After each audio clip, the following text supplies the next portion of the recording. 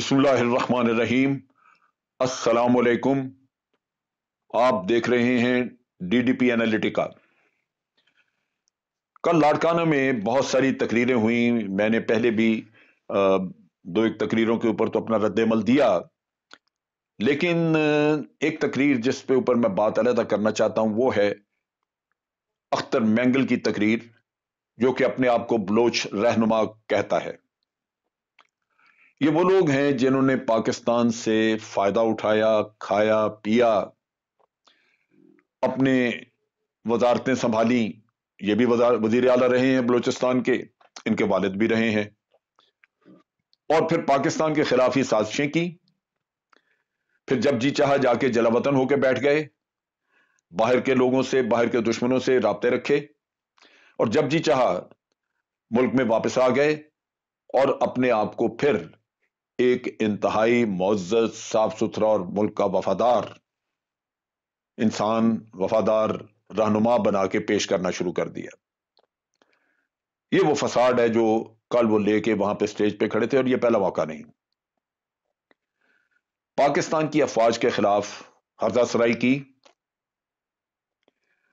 और हर्जा सराई भी ऐसी कि वो इस वतन के लोगों को सोचना चाहिए कि क्या ऐसी जबान की इजाजत देनी चाहिए यहां पे।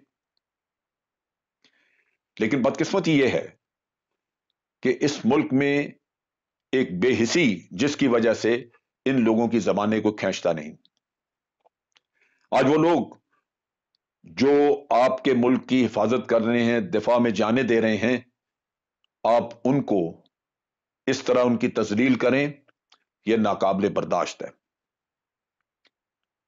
देखने की बात यह है कि आप किसी का नाम ले न ले, एक अदारे को आप मुर्द इल्जाम ठहरा देते हैं सिर्फ इसलिए कि आप ये कहते हैं कि इलेक्शनों में गड़बड़ हुई। कहीं सबूत आपने दिया कोई इसका?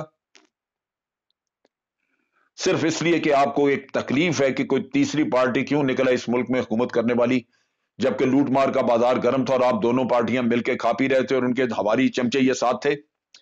मौलाना था, महमूद अचकजई था, ये सब वो लोग हैं जिन्होंने पाकिस्तान के खिलाफ किसी न किसी वक्त में काम किया, और बाजाज भी कर रहे हैं।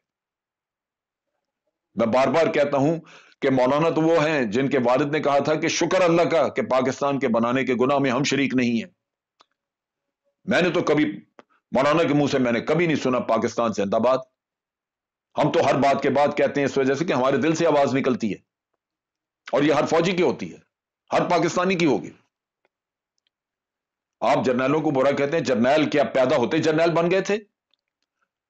आपको पता नहीं है कि एक जनरल किस तरह बनता है, कितना उसका खून पसीना जाता है इस काम में? वो सेकंड लेफ्टिनेंट ही आता है, वो जाके उन्हीं चौकियों पे पहरे देता है जिन पे आज कोई दे रहा होगा। उसकी सारी जिंदगी उन्हीं पहाड़ों, उन्हीं खड्डों और उन्हीं गारों में गुजरी होती है जहां पे आज कोई बैठ के वहां पे काम कर रहा होता है।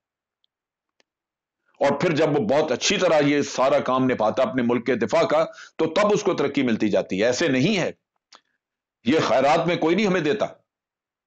फौज का पेशा एक बेरहमाना पेशा है उस लिहाज से कि वहां पे मुकाबला है, वहां आपकी परफॉर्मेंस, आपका मेरिट, ये बाहर की तरह नहीं है कि मियां नवाज शरीफ की बेटी है लिहाजा उसको वजीर आजम होना चाहिए, जरदारी का बेटा इसलिए उसको वजीर आजम होना चाहिए। ये तो आप लोगों ने अपने खानदान की, वालिदैन की जायदाद बना के रखा हुआ मुल्क। फौज पाकिस्तान ऐसा नहीं है। मेरा बेटा अगर फौज में जाए तो वो मेरिट पे जाएगा, और ये जरूरी नहीं है कि वो तरक्की करेगा। वो अगर निकम्मा है तो वो हो सकता है कि वो कैप्टन रिटायर हो जाए। तो वहां पे मेरिट है, और आप लोगों को इन लोगों से जवाब तलब भी करनी है कि जो लोग मुल्क का दिफा करते हुए रोजाना जाने देते हैं, आप उनके उनके मोराल को खराब कर रहे हैं, उनके ऊपर ये फजूलियात बोल रहे हैं। आपको जरूरत कैसे हुई? कल जब ये फजूल तकरीरें कर रहे थे वहां पे, घटिया किस्म की तकरीरें, धोखे की तकरीरें, झूठ की तकरीरें, अवाम को बेवकूफ बनाने की तकरीरें, उसमें सबसे बड़ी मिसाल जरदारी साहब ने कहा कि जनाब हमारी तो जिंदगी यही है, हमारी तो सियासत यही है, हम गरीबों के साथ हैं, गरीबों के साथ सोते हैं, गरीब। और खुदा के बंदे, 3 इलेक्शन तो उन्हें रोटी कपड़ा के मकान के ऊपर लड़े को दे दिया रोटी कपड़ा, और अकाउंट्स धड़ाधड़ तुम लोगों के खुल रहे हैं, जायदादें तुम लोगों की बाहर बन रही है, बात अवाम की कर रहे हो। दुबई में बैठ के पिछले 4 साल 5 साल तुम हुकूमत चलाते रहो यहां पे। जब तक PMLN की गवर्नमेंट थी, जरदारी साहब दुबई से चलाया करते थे, और यही काम मियां साहब करते रहे, जाके इंग्लैंड बैठ के वहां से हुकूमत चलाते हैं, दौड़ते हैं, पैसा है, बेताशा याशी आराम कहां से आ रहा है भाई? ये इंटरनेशनल किताबें, आप ओबामा की किताब पढ़ लें, कॉन्डोलीजा राइस की किताब पढ़ लें, इनकी करप्शनों की दास्तानें हैं। यहां पाकिस्तान में पूछे तो कहते हैं जनाब हमें तो हमारे साथ दुश्मनी है, हमें विक्टिमाइज किया जा रहा है।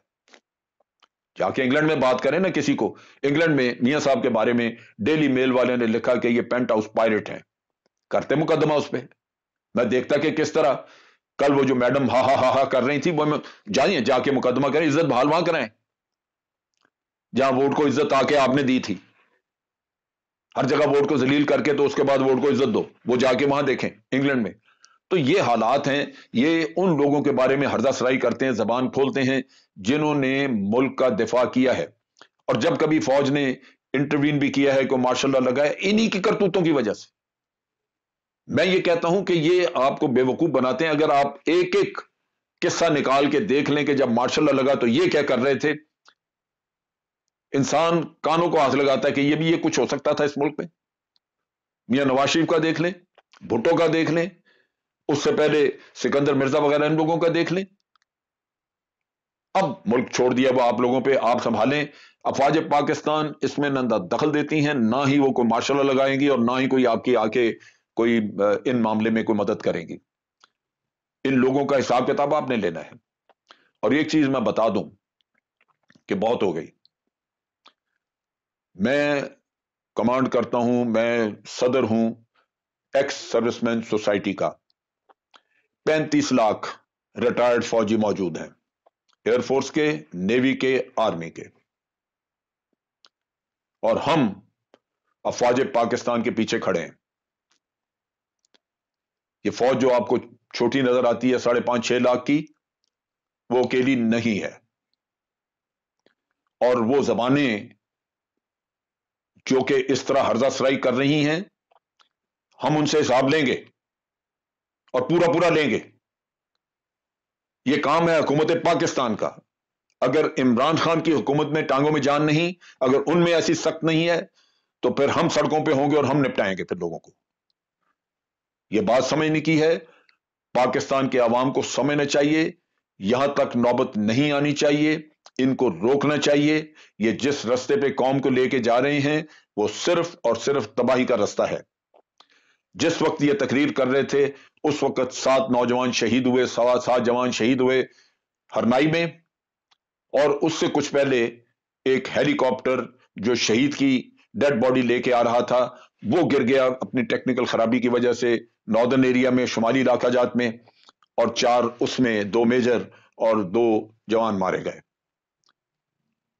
ये वो जानें हैं जो दी जा रही हैं आप लोगों के लिए।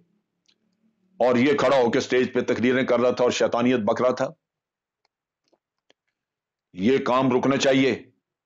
अगर इस मुल्क ने सरवाइव करना है तो आपने इसके दिफा करने वालों की इज्जत करनी होगी। इन चोरों चतरों के झूठे इल्जामात के ऊपर चल के आप भारत के इल्जाम पूरे कर रहे हैं। रोजाना किसी जनरल पे ऊपर इल्जाम लगा देते हैं कि जो उसने इतने 1000 एकड़ जमीन ले ली, उसने ये कर, झूठ,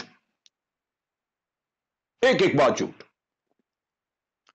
ना किसी ने लिया ना कुछ दिया, सिर्फ ये अपनी चोरियां बचाने के लिए ये इल्जाम तराशियां करते हैं, इसके अलावा और कुछ नहीं है।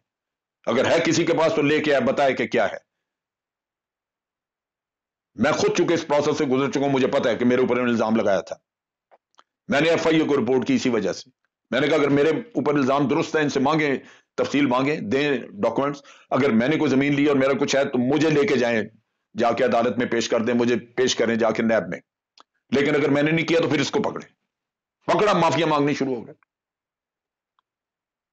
यह रियासत की कमजोरी है कि वो लोग जो आपका दिफा कर रहे हैं आप उनकी तजलील करवा रहे हैं। यह पाकिस्तान के अवाम की कमजोरी है। ये अवाम बर्दाश्त करते हैं जिसकी वजह से आपकी अफवाज में बददिल होगी। कल दूसरे की आप फौज आके यहां पे कब्जा करके बैठी होगी तो आपको अकल आ जाएगी, आपको होश आएगी उस वक्त कि आपने किया क्या है, किस रास्ते पे चली थी ये कौम। ये वो चीजें जो आपने समझनी, अगर नहीं करेंगे तो मुल्क का फिर अल्लाह हाफिज है। फौज पाकिस्तान जिंदाबाद, पाकिस्तान पाइंदाबाद।